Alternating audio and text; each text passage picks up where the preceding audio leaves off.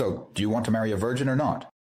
You heard it. I didn't believe it at first. This woman is from Mianyang, works in Chengdu, looks neat and clean. Her appearance is about a 5 or 6 out of 10. She's the type to settle down. She consulted me, asking if, in her situation, it would still be easy to find someone. She's been married before, but is still a virgin. So could she still find an innocent partner or something like that? What's going on? I quickly asked her. And here's how it is. This woman is 29 years old this year, has a graduate degree, and up until now has focused solely on her studies, never dated or been in a relationship. So she's a very proper girl. But her family is getting anxious, thinking she's almost 30. So they arranged a blind date for her with the son of a colleague. This man is from Chengdu and is 32 years old. After the two of them got to know each other, they felt pretty good about it. Their parents were very anxious, so they were both dating with marriage in mind right from the start, and soon they were talking about getting married.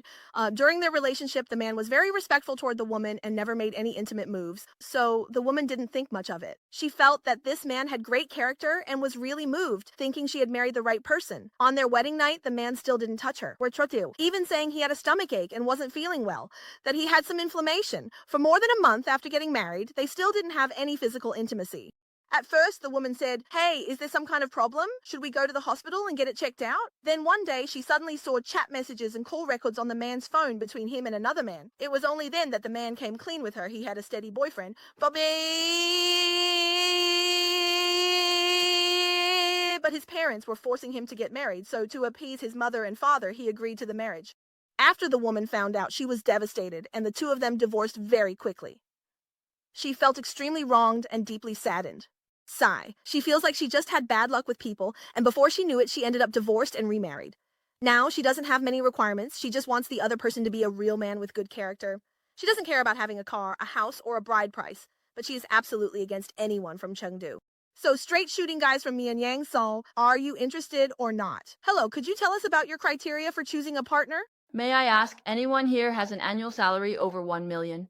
Yes, there are. Is someone in their 30s okay? No, that's not acceptable. What about someone over 1.85 meters tall with an 8-pack and looks like Eddie Peng? There's that too. But is a monthly salary of 3,000 okay? No, that won't do. Then someone who can cook, do laundry, take care of kids, and has a stable income? There must be someone like that, right? Yes, there is. Is someone who's been divorced acceptable? Of course not. Then do you have anyone whose parents have both passed away, who owns several houses and doesn't have a mother-in-law? Wouldn't it be even better if the parents are still around? I just don't want a mother-in-law. Well, with these requirements, you won't be able to find anyone. Yeah. What kind of lousy place is this? Actually, let me tell you why it's hard for older single women to get married. Because as you get older, you go through more Mai and you become more clear-headed. I'm not so easy to fool anymore. I don't dare to take another step forward. It's the same for older single men. They've become more experienced too. They're not easy to fool either. They're not even willing to spend money on a meal. They're afraid that after paying for the meal, the other person still won't agree. And they'll end up with nothing, losing both money and love. Friends, we just finished meeting with a 41-year-old single woman. She came to us hoping to find a partner. She works in foreign trade and her standards are quite high, but she's also not very willing to spend money. Guess what? For the first time, I received a piece of clothing from a client, a jacket, as our consultation fee. As for her requirements, since she's 41, she wants to find someone within 5 years of her age. The man doesn't have to be from Shanghai, but he must at least own 2 fixed properties in Shanghai and preferably have no children, because this lady has never been married or had children up to now. She hopes that she and her partner can have a child together, raise the child together, and when they grow old, travel around the world. Her ideas are truly very idealistic. Having met so many older single women, I feel that most of them are more focused on practical, material concerns. But this lady is a bit different.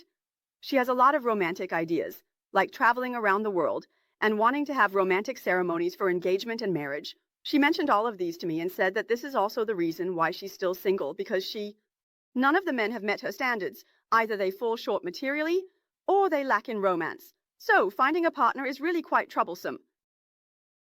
I haven't come across that older single woman, Athena, in a long time, but today I happened to see her and clicked in to take a look.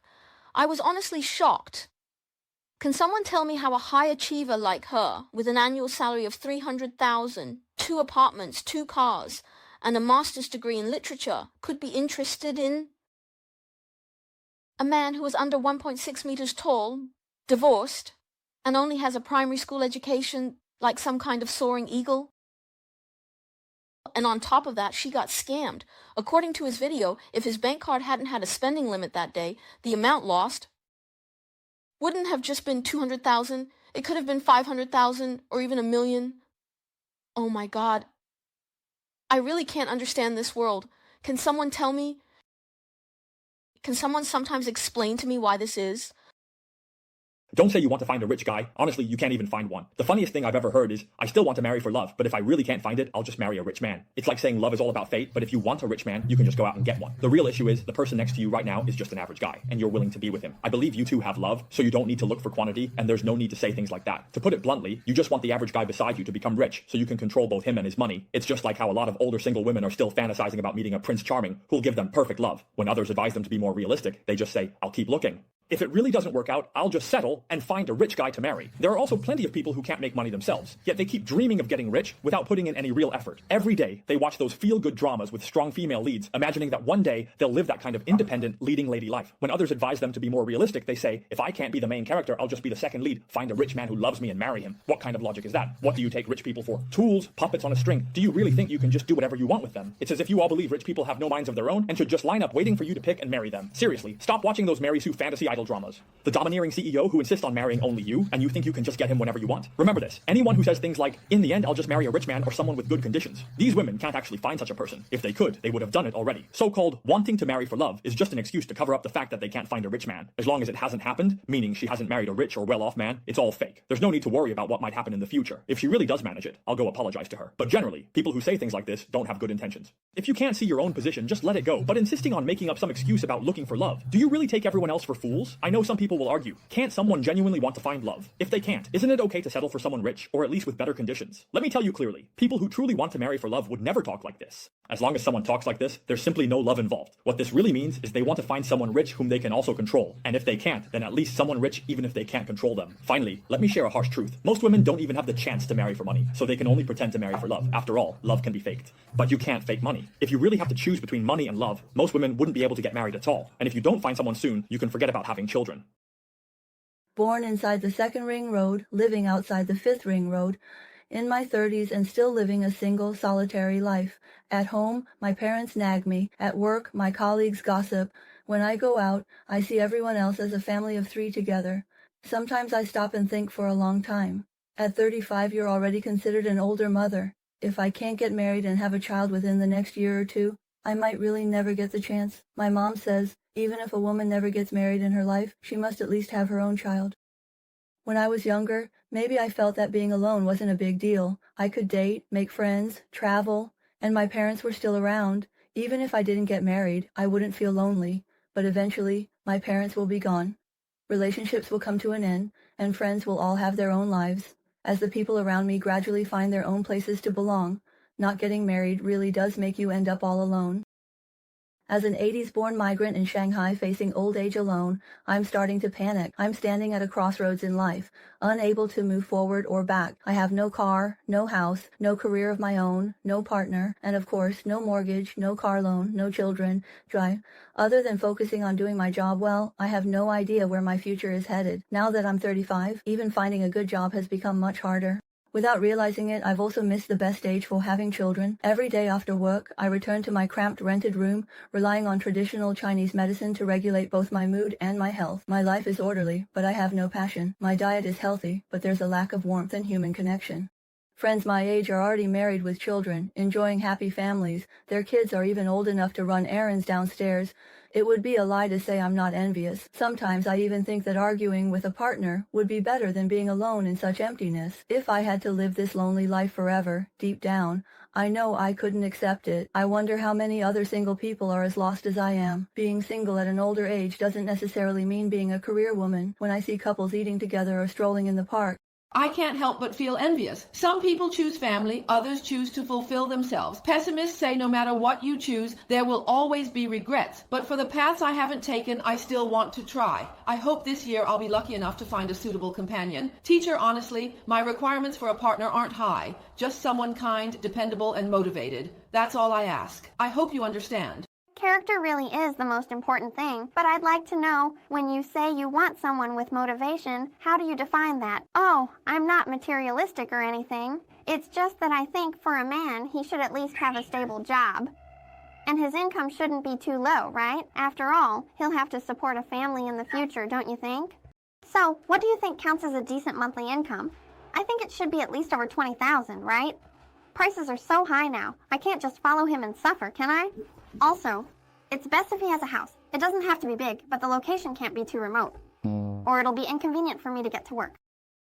Wow, and you call that not having high standards. A monthly salary over $20,000, a house in the city, and he must be good and reliable. These would put you in the top 10% even in the countryside. Are you aware of your own situation? Oh, got it. Any requirements for age, height, or education? As for age, it's best if he's over 5 years older than me. Too young won't do. They're not mature enough. For height, at least 1.8 meters. Otherwise, we just wouldn't look right together. And education, preferably a bachelor's degree or above. Otherwise, we just wouldn't have anything to talk about.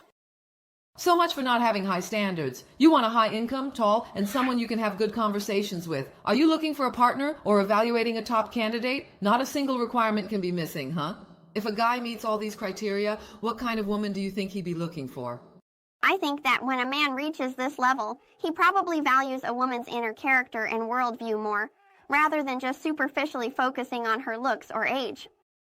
Sis, you're 35 now, and you're still hoping for a high-quality guy with a monthly salary of $20,000 who owns a house and a car, is over 1.8 meters tall, and has at least a bachelor's degree, and you expect him not to care about age or looks, just to wait for someone with your inner beauty? You're dreaming. If a guy really had all those qualities, he'd have been snatched up by girls in their 20s long ago. All right, I get it.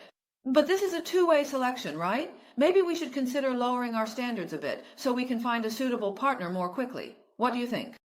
No way. Haven't you heard the saying, better to be single than to settle? After all, marriage is a lifelong commitment. Isn't it that you're not being picky? You just want everything, this and that and more, while claiming you're not materialistic? Your standards haven't dropped. If you keep refusing to settle like this, who will stay single if not you?